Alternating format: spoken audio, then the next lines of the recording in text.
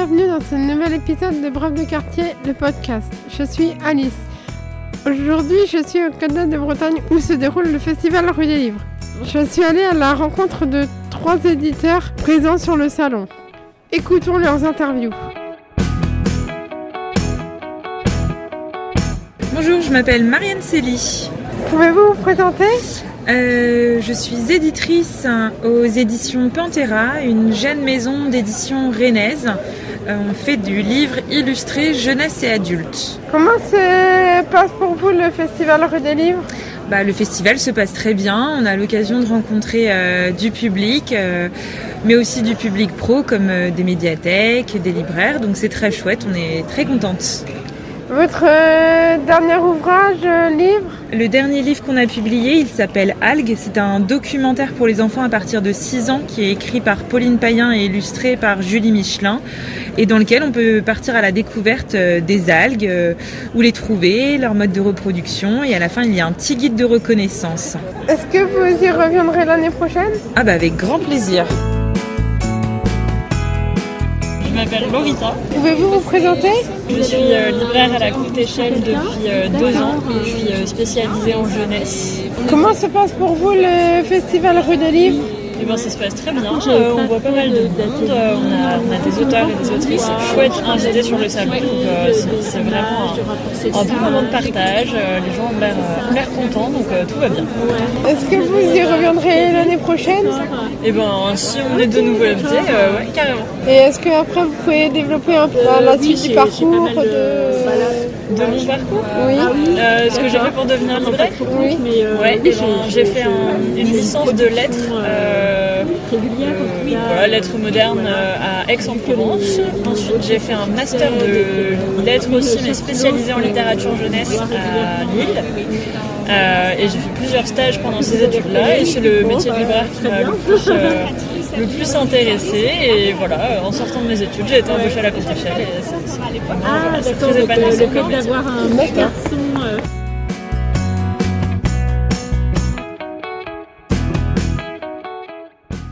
Moi, je m'appelle Adélaïde Couy.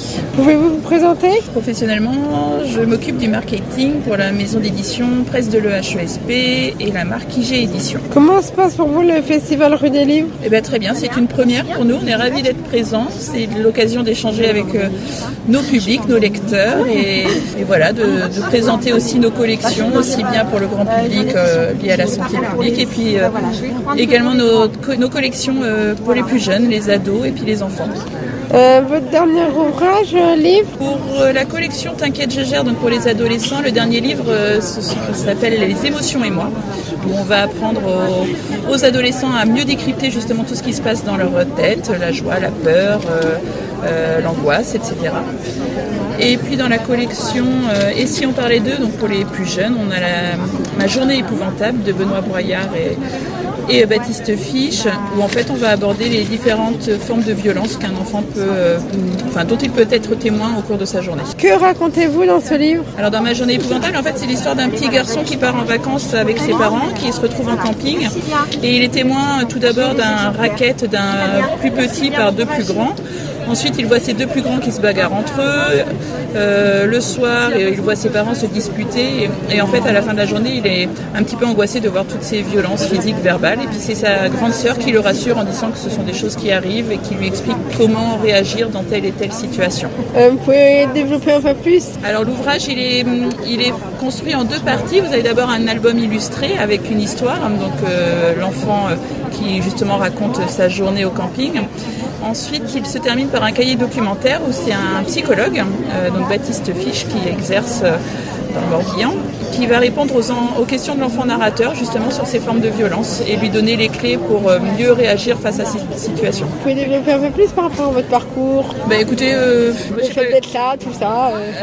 Écoutez, nous on est une maison d'édition rennaise, donc d'être présent au festival Rue des Livres, ça nous semblait assez évident. Donc voilà, je n'ai pas plus de choses à dire. C'est vraiment l'idée d'être à la rencontre de nos lecteurs, comme j'ai dit tout à l'heure. Et c'est un festival qui vous plaît ? Oui, très bien. Ouais, très bien. C'est très intéressant. On rencontre plein de gens, Et par rapport aux maisons d'édition, depuis combien de temps vous avez créé? Alors les presses de l'EHESP existent depuis plus de 30 ans et la marque IG Édition, elle, a été créée en 2019, juste avant le Covid. Vous avez combien de maisons d'édition à peu près On a une seule maison d'édition. D'accord. Eh ben, merci pour avoir répondu aux questions. Merci. Merci pour votre écoute et à bientôt pour un nouvel épisode.